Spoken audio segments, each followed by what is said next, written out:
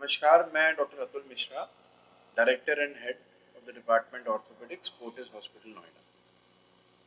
जो अभी प्रश्न सामने आ रहा है कि आर्थराइटिस की समस्या हमारे देश में, सोसाइटी में बहुत ज़्यादा बढ़ रही है।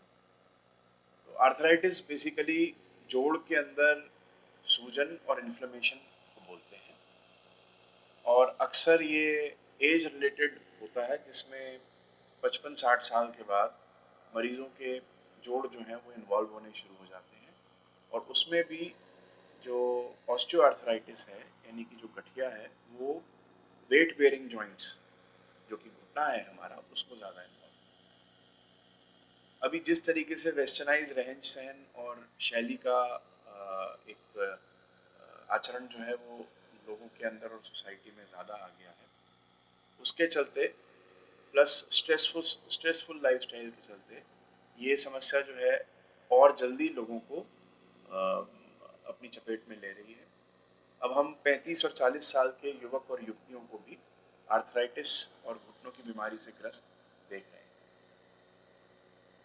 तो आर्थराइटिस मोटे तौर पर अगर हम आज बात करें तो हम बात करेंगे एज रिलेटेड आर्थराइटिस की, जिसमें घुटने जो हैं वो उम्र के साथ घिसने लगते हैं और उनमें सूजन आ जाती है, और जो मूवमेंट है घुटने की वो कम होनी शुरू हो जाती है। अगर मैं आपको एक मॉडल के ऊपर समझाऊं तो ये एक घुटने का मॉडल है, जिसमें एक जांघ की हड्डी होती है और एक नीचे टांग की हड्डी होती है। दोनों हड्डियों के एज पे, ऊपर वाली हड्डी के एज पे यानी यहाँ, और नीचे वाली हड्डी के ऊपर एक लेयर होती है चिकनी, जिसे कार्टिलेज बोलते हैं। उम्र के साथ साथ ये कार्टिलेज की जो लेयर है ये घिसनी शुरू हो जाती है, इसमें छोटे छोटे घाव बन जाते हैं, वो अंदर ब्लीड करते हैं, और जब मरीज चलता है तो उसे पेन। धीरे धीरे ये घाव पूरे जोड़ के अंदर फैल जाते हैं, और जोड़ जो है वो खराब हो जाता है। मरीज को अलग अलग तरीके की डिफॉर्मिटी, सबसे ज़्यादा कॉमन जो बो लेग्स हैं वो डिफॉर्मिटी हो जाती है, और पेशेंट का रहन सहन, रोज़मर्रा की ज़िंदगी में चलना फिरना बैठना, ये सब चीज़ें जो है अफेक्ट होती हैं, और वो व्हीलचेयर बाउंड या बेड बाउंड हो जाता है। सर, इसका जो अभी आपने समस्याएं बताई कि इसका इस टाइप से हो जाता है, तो इसका इलाज क्या है? देखिए, जब ये समस्या शुरू हो तब उस समय पेशेंट को अपना एक्सरे, नज़दीकी डॉक्टर से मिलना चाहिए, ज़रूरत पड़े तो एमआरआई करानी चाहिए, और घुटने के अंदर जो समस्या पनप रही है उसको अर्ली स्टेज में अगर आइडेंटिफाई करके उसका इलाज हो जाए तो वो बढ़ती नहीं है और उसे कंट्रोल करा जा सकता है। सर, अभी तक आपके पास में कितने पेशेंट अभी तक जो सही होके गए हुए हैं, ये बता दो। देखिए, मैं ये घुटने का जो इलाज है करीब 22 साल से कर रहा हूँ, और 12 साल से मैं फोर्टिस हॉस्पिटल में कार्यरत हूँ। इतने टाइम में मैंने करीब 20-1 हज़ार घुटनों के ऑपरेशन किए हैं। तो फोर्टिस का जो नाम है बहुत दूर दूर तक है, हमने देखा है कि काफी दूर दूर तक है नाम। फोर्टिस हॉस्पिटल काफी जगह है हॉस्पिटल, जो मेदांता हो गया, फोर्टिस हॉस्पिटल हो गया, जो फोर्टिस को बहुत ज्यादा मान्यता दी जाती है। जो अभी इलाज है, उस इलाज के बारे में जो आप बता सकते हैं, क्या किस तरीके से क्या चीजें?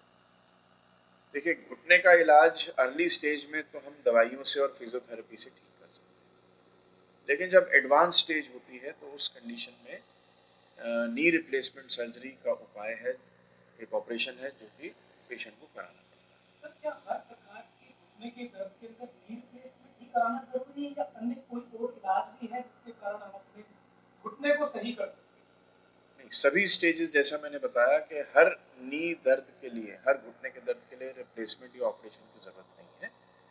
इनिशियल स्टेज में यानी शुरुआती स्टेज में अगर हम प्रॉपर एक्सरे और एमआरआई से इवैल्यूएशन कराएं तो हम exercises, physiotherapy, change of lifestyle से घुटने की इस समस्या को वहीं रोक सकते हैं और उससे निजात पा सकते हैं। सर, एक बहुत महत्वपूर्ण सवाल मैं आपसे पूछना चाहता हूँ कि आजकल रोबोटिक सर्जरी का जमाना है, रोबोटिक सर्जरी बहुत निकल कर आ रही है, तो कृपया करके इसके बारे में बताइए, क्या है रोबोटिक सर्जरी? देखिए, पिछले 30 साल से घुटने का प्रत्यारोपण यानी जॉइंट रिप्लेसमेंट जो होता है वो कन्वेंशनल और कंप्यूटराइज्ड विधि से किया जा रहा था। इसको और एक्यूरेट बनाने के लिए रोबोटिक्स जो है वो आया। रोबोटिक्स जो है वो एक इस तरीके की पद्धति है जिसमें हम पेशेंट को बेस्ट पॉसिबल अलाइनमेंट ऑपरेशन के बाद घुटने का दे सकते हैं। अगर इसको मैं थोड़ा इसका विश्लेषण करूं और इसके बारे में आपको और विस्तार से बताऊं तो होता ये है कि हम घुटने के ऊपर एक नई कैप लगाते हैं जिसे हम नी रिप्लेसमेंट सर्जरी बोलते हैं।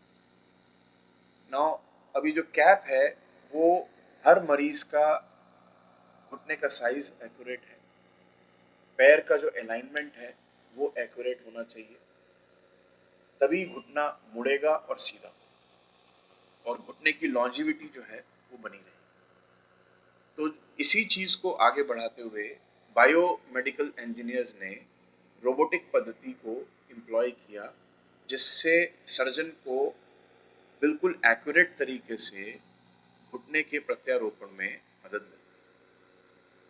फर्दर इलेबोरेशन पे मैं आपको ये बताना चाहता हूँ कि जो रोबोटिक टेक्निक है जिससे हम नी रिप्लेसमेंट करते हैं, इसमें पहले हम पेशेंट के घुटने का सीटी स्कैन कराते हैं। वो सीटी स्कैन एक स्पेशल सॉफ्टवेयर के जरिए होता है जिसमें घुटने का 3D इमेज बनाया जाता है।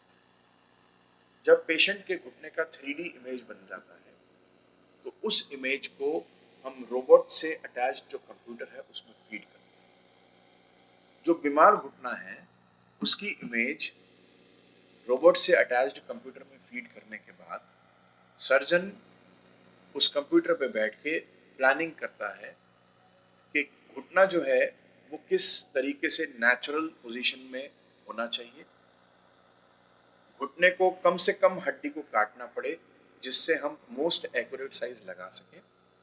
तो ये प्री ऑपरेटिव प्लानिंग सर्जन खुद अपने हाथ से फीड करता है कंप्यूटर। तो रोबोट के पास एक बीमार घुटने की 3D इमेज होती है और सर्जन द्वारा प्लान्ड एक 3D प्लानिंग जो है वो। सर एक सवाल पूछना चाहता हूँ, कितनी सटीकता है इसके अंदर और कितनी क्षति हो सकती है एक रोबोटिक, मतलब कहते हैं रोबोट का नाम जब सामने आता है कहीं ना कहीं डर पैदा होता है कहीं रोबोट पे नुकसान है क्षति ना पहुंचा दे, तो ये कितना सत्य है? हाँ, इसी को फर्दर इलाबोरेट करते हुए मैं आपसे बोलूँगा कि जब सर्जन जो है प्री ऑपरेटिव प्लानिंग कर देता है रोबोट के कंप्यूटर में, तब ड्यूरिंग सर्जरी जो रोबोट है वो सर्जन द्वारा दी गई प्लानिंग के हिसाब से काम करता है। जो रोबोट है उसका कंट्रोल अल्टीमेटली सर्जन के हाथ में ही रहता है। अगर सर्जन को ये लगता है कभी भी कि रोबोट जो है प्लानिंग के अनुसार काम नहीं कर रहा है तो सर्जन एक इमरजेंसी स्विच दबा के रोबोट को बंद कर सकता है। दूसरी जो सबसे इम्पोर्टेंट चीज़ है कि ये बहुत ही टाइम टेस्टेड टेक्नोलॉजी है, साइंटिफिक टेक्नोलॉजी है और इसकी एक्यूरेसी 1 to 2 mm तक डिज़ाइन करी गई। 1 मिलीमीटर तक की एक्यूरेसी से ये रोबोट काम करता है। सर आपका क्या मानना है, जैसे रोबोटिक सर्जरी हो जाती है तो क्या ये लॉन्ग टाइम तक चलती है ये रिप्लेसमेंट जो होती है? देखिए, सब जो रोबोटिक सर्जरी के इमीडिएट आउटकम्स जो फ़ायदे नज़र आ रहे हैं उसमें सबसे इम्पोर्टेंट चीज़ ये है कि इसमें पेशेंट को सर्जरी के बाद पेन बहुत कम। दूसरी चीज़, जो घुटने के जो सॉफ्ट टिश्यूज़ हैं उसमें कटिंग मिनिमम से मिनिमम होती है, हड्डी कम से कम कटती है और एक्यूरेसी यानी कि जैसा पेशेंट का घुटना और लेग का अलाइनमेंट होना चाहिए नॉर्मली, वैसा अलाइनमेंट सर्जन पेशेंट को दे पाता है। ये सारे फायदे हैं जो कि रोबोटिक विधि से हम मरीज को मुहैया करा सकते हैं। सर जैसा कि देखा जा रहा है कि आजकल के समय में लाइफस्टाइल चेंज होने की वजह से ये जो उम्र है जो आज से 50-55 साल पहले हुआ करती थी, अब वो 25 साल से भी शुरू हो रही है, 30 साल से भी शुरू हो रही है। इसके लिए कोई ऐसी चीज जो हम घर में अगर उसको फॉलो करें तो काफी हद तक इन चीजों से बचा जा सकता है। आर्थराइटिस से बचने के उपाय में सबसे पहली चीज़ है अपने आप को डी स्ट्रेस करना, एक हेल्दी लाइफस्टाइल जिसमें आप जो खा रहे हैं वो जंक फूड ना हो के एक हेल्दी फूड हो, रेगुलर एक्सरसाइजिंग की हैबिट वॉक करना, स्विमिंग करना या साइकिलिंग करना सबसे कारगर एक्सरसाइज है घुटने की सेहत को अच्छा रखने एक धारणा भी है कि ओवरवेट होना इसका एक कारण होता है, लोग ऐसा सोचते हैं। की। ये बिल्कुल सही बात है। अगर आपका वजन ज़्यादा होगा तो घुटने जो कि वेट बेयरिंग जॉइंट्स हैं उन पे वजन ज़्यादा आएगा और उनकी खराबी का खराब होने की जो परिस्थिति है वो पैदा हो जाएगी। सर मेरा सवाल फिर दोबारा से वही रोबोटिक के ऊपर आ रहा है कि सर रोबोटिक सर्जरी यदि कराते हैं तो इसमें एक्सपेंसेस तो बहुत ज़्यादा होगा। एक आम आदमी कैसे इसको सर्जरी करेगा? कितना खर्चा इसका होगा? जी देखिए, जो रोबोटिक सर्जरी है निश्चय तौर पे, क्योंकि टेक्नोलॉजी है, नई टेक्नोलॉजी है, टेस्टेड टेक्नोलॉजी है और वर्ल्ड ओवर कामयाबी मिल रही है, उसमें थोड़ा बहुत कॉस्ट एस्केलेशन है, लेकिन वो मैनेजेबल है। जो एक रूटीन नी रिप्लेसमेंट सर्जरी होती है उसमें 10 से 15% का इंक्रीमेंट होता है अगर हम रोबोटिक सर्जरी प्लान करते हैं। सर कहीं ना कहीं ये कारगर है रोबोटिक सर्जरी और इसका जो आने वाला समय है बहुत भविष्य इसका उज्जवल है, आप ऐसा कहना चाहते हैं? हाँ जी, क्योंकि इसमें सबसे बड़ा फायदा ये है जो आगे तौर पे आने वाला है कि हम जरूरी नहीं है कि हम पूरा घुटना जो है वो बदलें। घुटने के अगर आप देखें 3 हिस्से होते हैं जो इम्पोर्टेंट है, ये बीच वाला और ये। रोबोटिक सर्जरी से हम एक्यूरेटली जितना घुटने का बीमार हिस्सा है सिर्फ उतना भी बदल सकते हैं और ये सबसे बड़ा प्लस पॉइंट और एडवांटेज है जो कि इस रोबोटिक पद्धति को आगे कामयाबी देगा। सर एक लास्ट सवाल जाते जाते आपसे पूछना चाहते हैं कि आप लोगों को क्या सलाह देंगे, क्योंकि यदि इसके अंदर खर्चा आता है तो लोगों को कहीं ना कहीं इंश्योरेंस वगैरह ये सब करा के रखना चाहिए, तो उसके लिए आपका क्या? देखिए, जो भी नई टेक्नोलॉजी आती है लोग उस चीज़ को अपनाते हैं क्योंकि उससे उनका फ़ायदा होता है, चाहे वो मोबाइल फ़ोन हो, चाहे टैबलेट हो, चाहे लैपटॉप हो, चाहे कलर टीवी हो।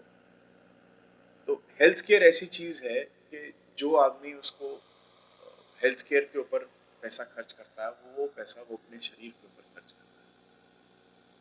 रोबोटिक चाहे कैंसर सर्जरी के लिए हो, चाहे जॉइंट रिप्लेसमेंट सर्जरी के लिए हो, अल्टीमेटली जो कॉस्ट एस्केलेशन है उसमें बहुत सालों की रिसर्च जो इस रोबोट को डेवलप करने में लगी वो है, प्लस जो कंज्यूमेबल आइटम्स हैं जो लगते हैं ड्यूरिंग द सर्जरी उसकी कॉस्ट है।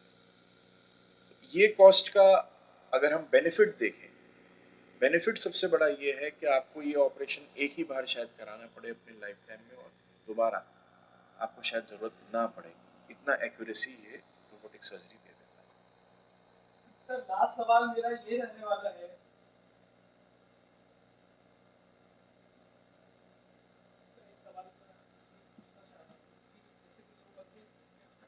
सही है क्या ऐसा करना चाहिए, विशेषज्ञ की सलाह है?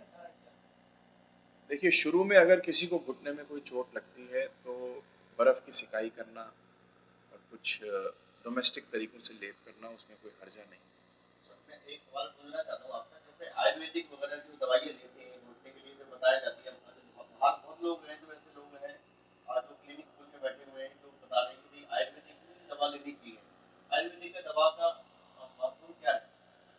देखिए, मैं एक एलोपैथिक प्रैक्टिशनर हूँ और ट्रेंड हूँ और इसी को फॉलो करता हूँ। क्योंकि मैंने आयुर्वेदिक मेडिसिन पढ़ी नहीं है तो इसलिए मैं उसके बारे में कोई कमेंट कर नहीं सकता कि उससे कुछ फ़ायदा होगा या नुकसान। सर बहुत बहुत धन्यवाद आपका ये बहुत महत्वपूर्ण जानकारी देने के लिए। Thank you very much.